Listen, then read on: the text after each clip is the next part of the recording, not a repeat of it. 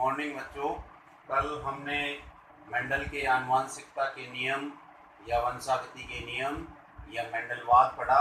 इसमें आपको दो नियम बता चुके हैं। पहला नियम था प्रभाविता का नियम, जिसमें लक्षणों के प्रभाव को बताया गया है, और दूसरा नियम था युग्मकों की शुद्धता का नियम, जिसमें युग्मकों के बारे में बताया कि युग्मक किस प्रकार से शुद्ध होते हैं। आज पढ़ते हैं तीसरा नियम, स्वतंत्र अपव्ययन का नियम, जो कि लक्षणों पर आधारित है। ये देखो कैसे, यह नियम जो है द्विसंकर संकरण के परिणामों पर आधारित है।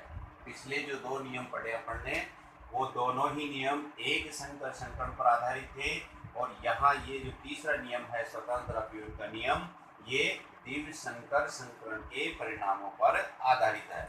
इस नियम के अनुसार देखो क्या कह रहे हैं कि यदि दो या दो से अधिक विपर्यासी लक्षणों वाले पादपों में या जनकों में अगर संकरण कराया जाता है, तो एक लक्षण की वंशागति का दूसरे लक्षण की वंशागति पर कोई प्रभाव नहीं पड़ता है। क्योंकि इसमें दो लक्षण ले रहे एक साथ, तो क्या कह रहे हैं कि दो लक्षण एक साथ रहेंगे इसमें, उसके बावजूद भी इसके जो भी विपर्यासी लक्षण है या उनकी लक्षणों की जो वंशागति है, उस पर उसका कोई विपरीत प्रभाव नहीं पड़ेगा। अर्थात प्रत्येक लक्षण के युग्म विकल्पी केवल पृथक ही नहीं होते, यानी अलग ही नहीं हो रहे हैं, बल्कि विभिन्न लक्षणों के युग्म विकल्पी जो है एक दूसरे के प्रति स्वतंत्र रूप से व्यवहार करते हैं, या ये कहें कि वो स्वतंत्र रूप से वंशागत हो जाते हैं। तो उस पर दूसरे लक्षण का कोई विपरीत प्रभाव नहीं होगा कि भाई दो लक्षण एक साथ हैं तो एक लक्षण के कारण दूसरा नष्ट हो जाए या दूसरे के कारण पहला नष्ट हो जाए, ऐसा नहीं होगा। लक्षण F1 पीढ़ी में छिप जरूर जाता है, लेकिन जैसे F2 पीढ़ी इसकी आती है तो वो सभी लक्षण अपने को उसमें दिखाई देने लगते हैं। तो इस प्रकार से कह सकते हैं कि विभिन्न लक्षणों के युग्म विकल्पी एक दूसरे के प्रति क्या करते हैं, स्वतंत्र रूप से व्यवहार करते हैं। देखो इसको एक उदाहरण से समझते हैं। यदि मटर के समयुग्मजी पीले गोलाकार, इसका संकेत है यहाँ पर बड़ा वाई बड़ा वाई बड़ा आर बड़ा आर। बड़ा वाई जो शब्द है ये आपके पीले रंग के लिए है, और बड़ा आर जो है ये गोलाकार के लिए है। तो ये वाले जो बीज अगर है, और इस पौधे का संकरण किससे करवाया जाए, हरे झुर्रीदार से, जो कि छोटा वाई छोटा आर वाले बीज वाले पौधे से इसका क्या किया गया है, संकरण किया गया है। तो ये संकरण पहले भी पढ़ चुके अपन, द्विसंकर संकरण जो आपको बताया था वहाँ यही उदाहरण लिया गया था। तो उसी के अनुसार ही तो वहाँ देखा कि F1 पीढ़ी में सभी पौधे जो थे वो कैसे प्राप्त हो रहे थे, पीले गोलाकार, जो कि विषम युग्मजी रूप में थे।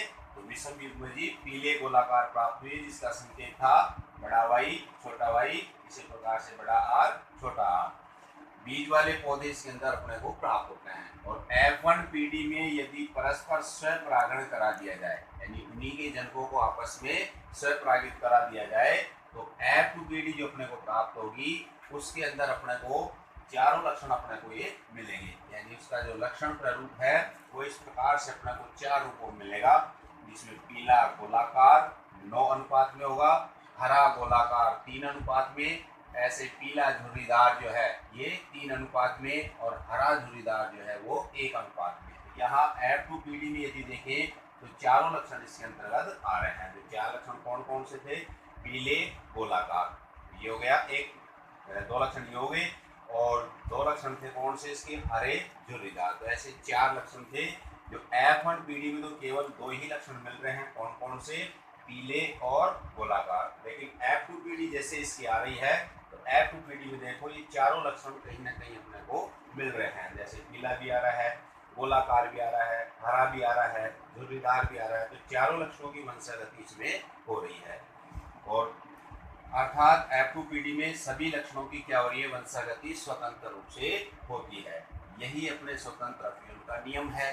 जीन प्रारूप का अनुपात भी यदि इसमें निकालना चाहे तो वो भी निकाल सकते हैं। तो वो आपका जीन प्रारूप का अनुपात इस प्रकार से आएगा, जो अपन ने पहले भी निकाल चुके हैं। तो इस प्रकार से आपका तीसरा नियम है, जिसको आरेख के द्वारा और समझते हैं। देखो तो आरेख से भी इस उदाहरण को देखते हैं। क्या लिया है इसमें, देखो समयुग्मजी पीला गोलाकार, जैसे पीला के लिए वाई अक्षर लिया गया है, गोलाकार के लिए आर लिया है, और समयुग्मजी होने की वजह से दोनों अक्षरों को क्या किया गया है, एक समान लिया गया है। ऐसे ही यहाँ पर समयुग्मजी हरा जोड़ीदार के लिए छोटा वाई और ये छोटे आर आर। यहाँ से अपन संग्रहण शुरू कर रहे हैं तो ये जनक कहलाएंगे। अब इसमें वही पहले की तरह विधि अशुद्धि विभाजन कर दो, जिससे इसके युग्म आते हो जाएंगे। आधा भाग इसका लेना है, आधा इसका लेना है, यानी वाई और आर दोनों अक्षर मिला के लेने हैं। तो इस प्रकार से बड़ा वाई आर ये इसके युग्म बन जाएंगे।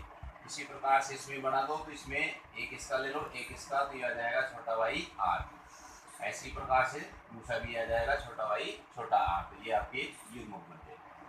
और इसका फिर निषेधन कर दो या सत्रागण कर देंगे, तो इसको पहले को मिला दो। वही अक्षर लिख रहे हैं, अपने को ध्यान रहे कि वाई अक्षर एक साथ और आर एक साथ। उसमें भी बड़ा अक्षर छोटा अक्षर यदि आ रहे हैं तो बड़े अक्षर को पहले और छोटे अक्षर को बाद में। जैसे इसको मिलाओ, वाई को मिलाएंगे तो बड़ा छोटा आ रहा है तो बड़ा अक्षर पहले लिखेंगे, छोटा बाद में। ऐसे आर का लक्षण एक साथ लिखेंगे तो आर में भी बड़ा छोटा आ रहा है तो बड़ा पहले और छोटा बाद में। इसी प्रकार से इसको दूसरे से मिला दो, जिसका भी ऐसे कैसे आ जाएगा।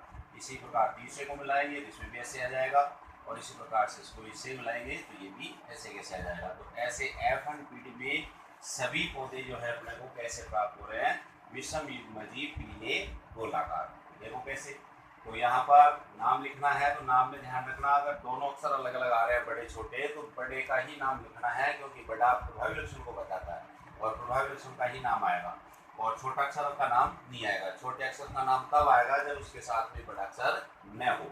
तो इसका मतलब यहाँ पर देखो बड़ा वाई आ रहा है इसमें, तो बड़े वाई के आधार पर इसमें पीला नाम आया है। इसी प्रकार आर वाले लक्षण में बड़ा आर आ रहा है, इसलिए गोलाकार नाम आ रहा है।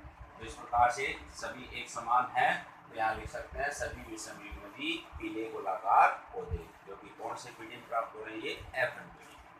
अब F1 पीढ़ी में स्वपरागण कराते हैं, उसके लिए ये चार जो है इनमें से कोई दो जनक ले लो, इसमें वही विधि हो जाएगी, वही युग्मक बनाएंगे। तो यहाँ चार प्रकार के युग्मक बनेंगे। क्यों बन रहे हैं चार, क्योंकि इसमें वाई जो है दोनों अलग प्रकार के हैं, आर भी दोनों अलग प्रकार के हैं, इसलिए प्रत्येक से अलग अलग बनेगा। जबकि यहाँ यदि देखें तो दोनों वाई समान थे, दोनों आर समान थे, इसलिए दो ही बार दर्शाया। वैसे तो इसमें भी चार बार आएगा, लेकिन दो बार ही दर्शाया गया है। तो इस चारों से अलग अलग कर दो। तो इस वाई को इस आर से करेंगे तो बड़ा वाई बड़ा आर, फिर इसको इस आर से करेंगे तो बड़ा वाई छोटा आर, ऐसे ही फिर इस छोटे वाई को कर दो यहाँ से, तो ये आ जाएगा छोटा वाई बड़ा आर, और ऐसे इसको करेंगे तो ये आ जाएगा छोटा वाई छोटा आर। सेम ऐसे इसमें चार प्रकार के बनेंगे। फिर ये चेकर बोर्ड दर्शा दो, इसमें 16 संतति बनती है, तो 16 का चेकर बोर्ड बनाएंगे, जिसमें एक साइड की जो युग्मक है ये इनको एक कॉलम में एक एक लिख देंगे। इसी प्रकार से ये जो युग्मक आ रहे हैं इनको इस साइड से एक एक कॉलम में एक एक लिख देंगे।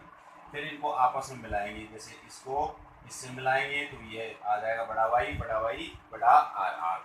इसी प्रकार से फिर इसको दूसरे से मिला दो तो ये आ जाएगा बड़ा वाई छोटा बड़ा आर और छोटा आर।